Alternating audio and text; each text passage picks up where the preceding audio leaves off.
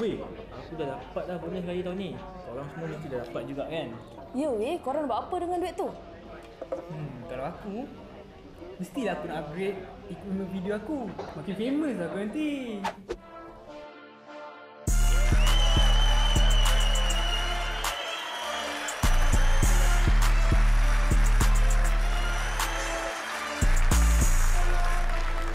Stop Domal. Confirm satu Bukit Bintang kenal kau nanti. Dah famous nanti jangan poyo sangat. Itulah. Kau Nurin? Plan aku nak shopping gila-gila. Lepas tu aku nak vacation seorang-seorang.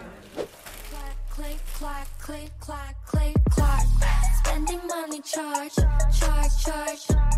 Hope we living large, large, large. Walking like a boss, boss, boss. We make him talk, talk. Nurin!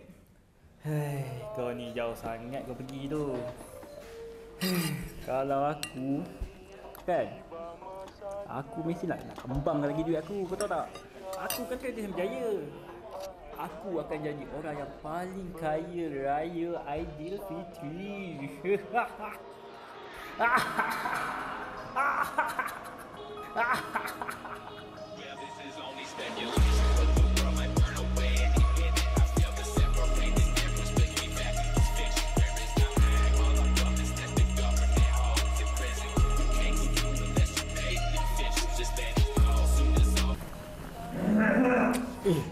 Over tu ni. Kau ada? Nak buat apa dengan bonus kau?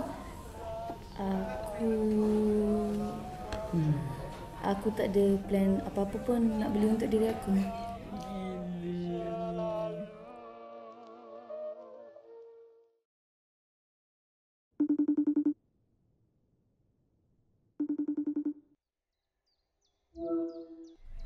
Hai adik. Selamat Raya. Selamat Raya adik. Macam mana raya kat negara orang? Best tak? Alah, best tu best lah. Tapi mestilah sedih.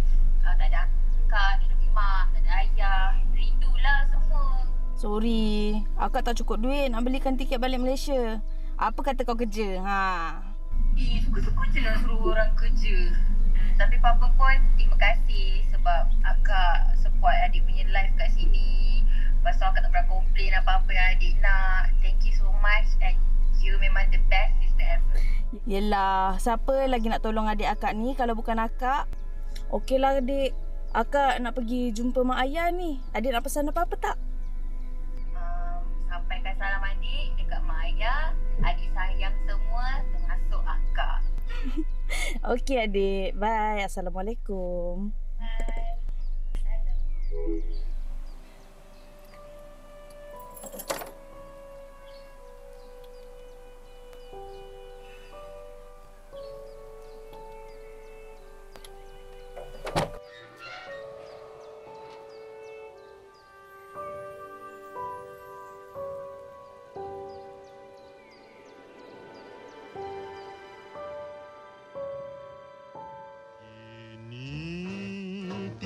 Masanya hati gembira di hari raya, bertemu sanak dan saudara, bermaaf-maafan dengan